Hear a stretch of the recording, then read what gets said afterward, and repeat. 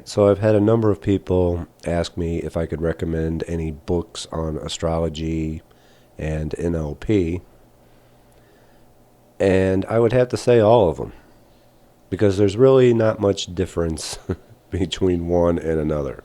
They all pretty much say the same thing, especially the astrology books. With NLP, it's difficult to separate NLP from hypnosis, so you're going to have to study hypnosis as well. And you're probably better off watching YouTube videos on it from people who actually practice it to see how it's done. With NLP, a book is a medium that's difficult to get across exactly the tonality, and sometimes you have to do anchors, physical anchors, and a whole host of other techniques, and you're better off watching videos on that. And there's plenty of them out there.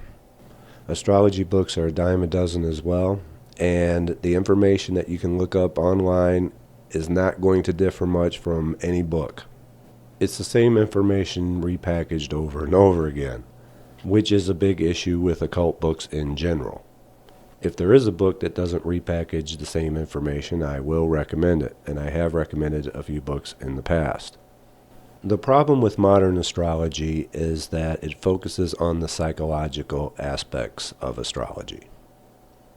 So you would have a planet in a certain sign, and this means that it's going to affect you in this way, and you're going to be moody, and watch out for this. You're going to have difficulties today, or you're going to have a great day.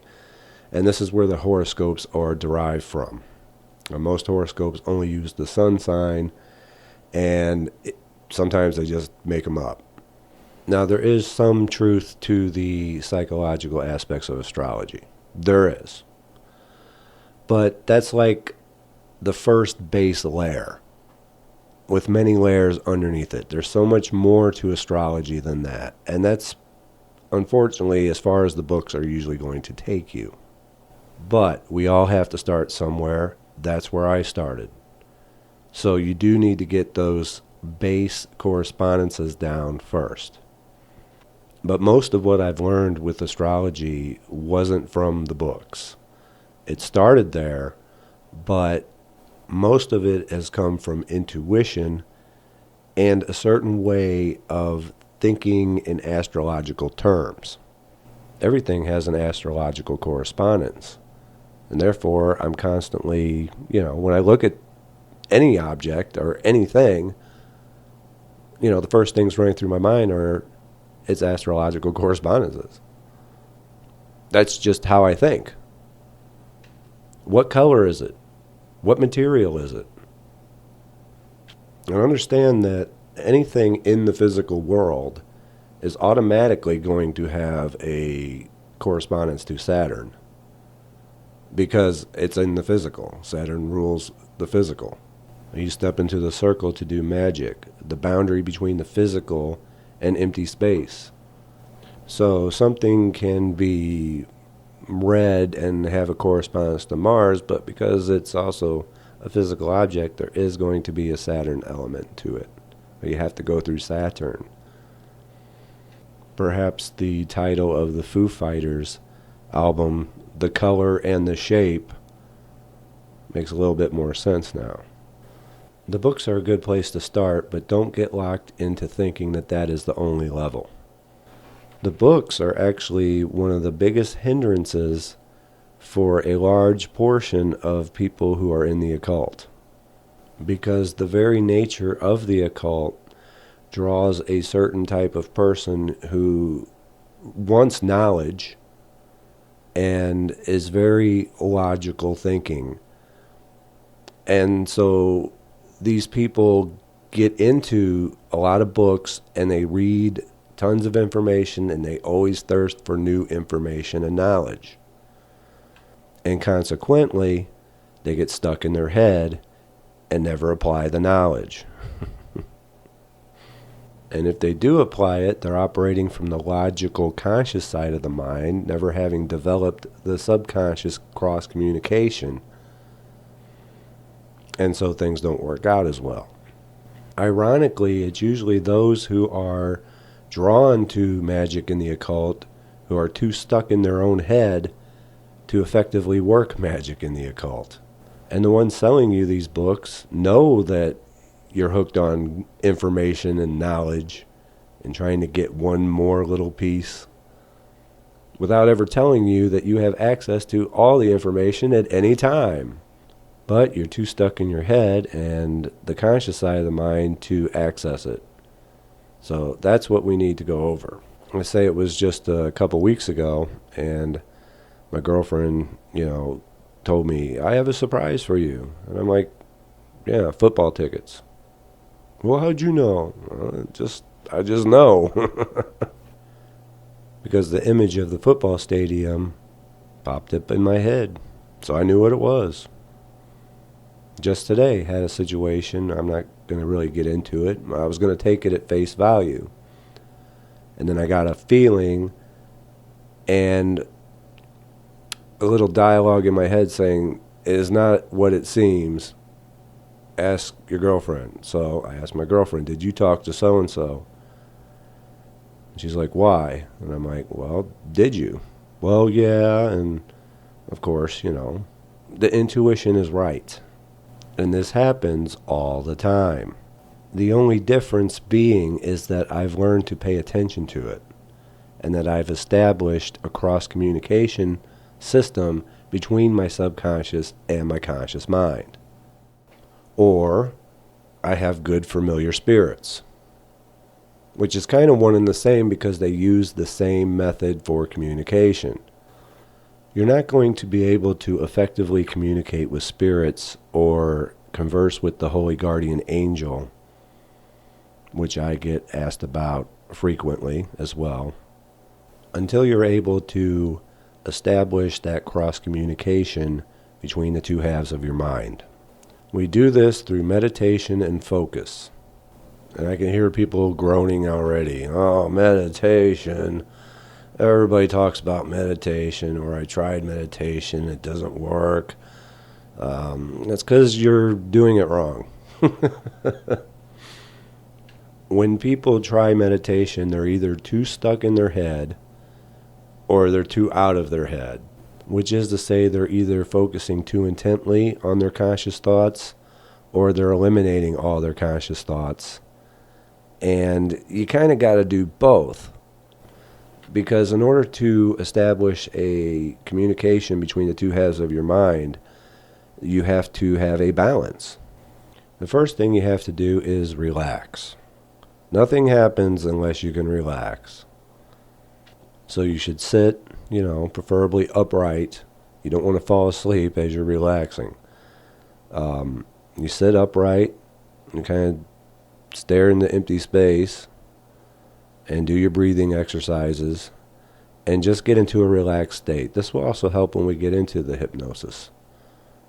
After you're relaxed, then you focus intently and consciously on what it is you want to know.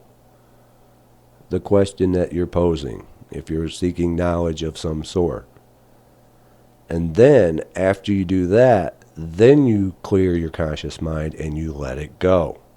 For the answers will not come until you're able to let it go. And at first it's going to be really, really difficult. It's going to be difficult to sit there and try to clear all conscious thoughts out of your mind. Everybody says that this is maddening. You just do it for as long as you can. With practice, you get better at it, and you can go longer. And you may not get the answers right away, but with practice, you will. Until the point where you don't even have to sit down and meditate to get them. That's what things just pop into my head because I've already got that network. I've already got that communication established between my subconscious and my conscious mind. But I still have to meditate to keep it up.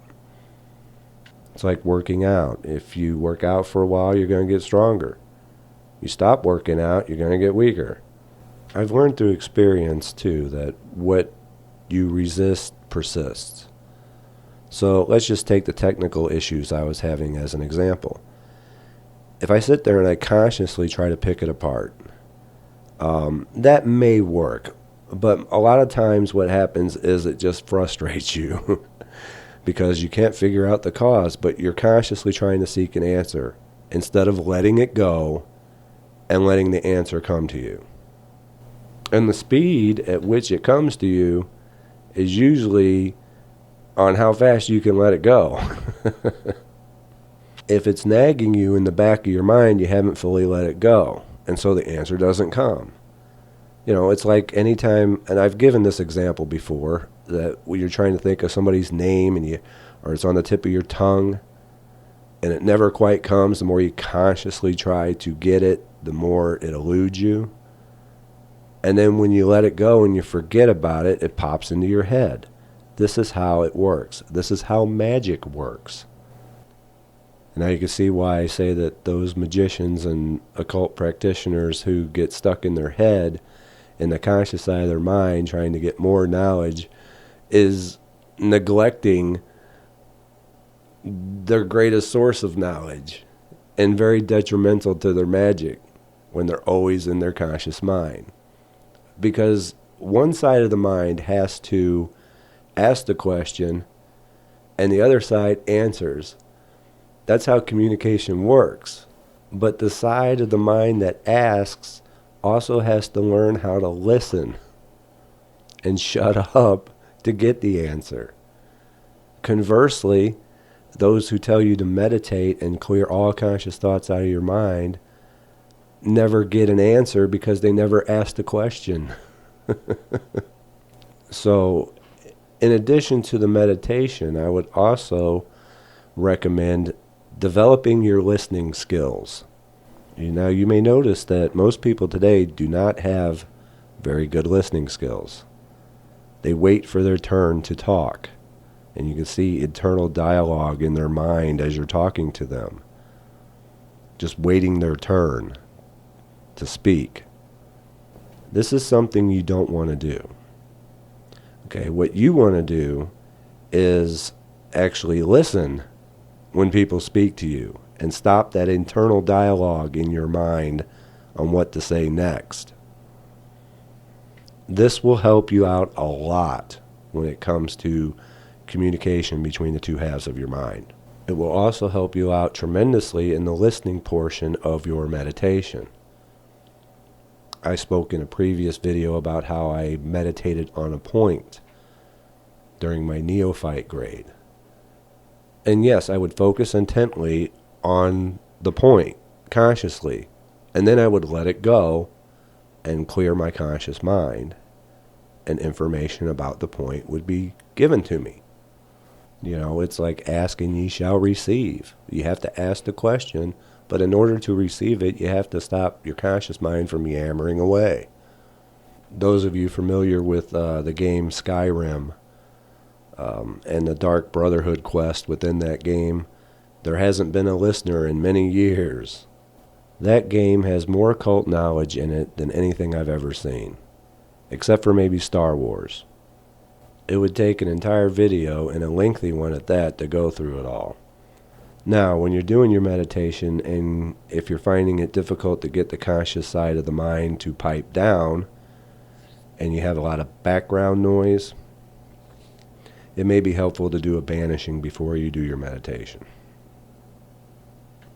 Otherwise, you may have all kinds of nonsense pop in.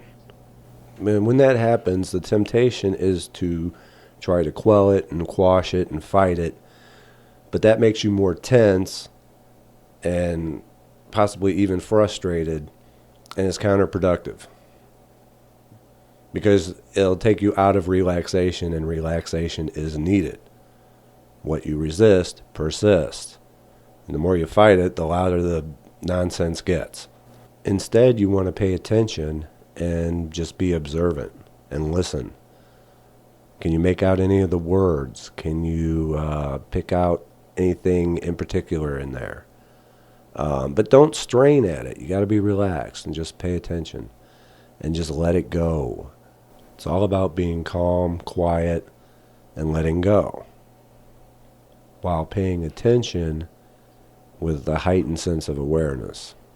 And when you practice this daily, not only is your intuitive abilities going to increase, but your magical abilities will also increase. You won't believe the things that are going to come to you. Meditation is probably the single greatest practice that you can do to increase your skill set, as long as you're doing it the right way. Now, doing your meditation right before sleep can be helpful. It gives the subconscious something to work on while you're sleeping. And so you may even wake up with the answers that you were asking. But don't fall asleep while you're doing it. So don't lay down while you're doing it. Sit up, be alert, and then when you're done, then go to sleep. And again, you don't have to do meditation very long for it to be effective. If you're just starting out and you can just get a couple minutes of your conscious mind not yammering away at you, then that's pretty good. Work it up to 5 minutes, and work it up to 10, and work it up to 15, work it up to 20. And that's really all the time you need for a daily practice. Once you get to that point, you'll progress fairly rapidly. In the time it took you to listen to this video, really. That's why I like R.S.D. Tyler and his page. He talks about the importance of meditation and how it keeps his head clear. Well, yeah, because he's letting everything go. You don't have all that clutter in the mind when you let it go. And the subconscious is able to tell you things when you don't have all that mind clutter. This is something that you need to do if you want to be able to learn and know things that other people just don't seem to know. This is the same method that I use. It works for me just fine. I get a lot of comments on, the channel and messages sent to me, saying I'm enlightened. Thanks for explaining it in easy to understand ways. You really opened my eyes. This isn't something that you can't use as well, because this is the way that these things are given to me. So, the books are good for a starting point, but if you really want to learn, you gotta meditate. But something also to keep in mind, and I've heard others say this as well, that some of the best occult knowledge is found in non-occult sources, which is true once you get your mind aligned to thinking in a certain way. So that will about do it for this particular lesson, and you got to get that cross-communication between the two halves of your mind going. So get to meditating, and I will see you next time. Take care.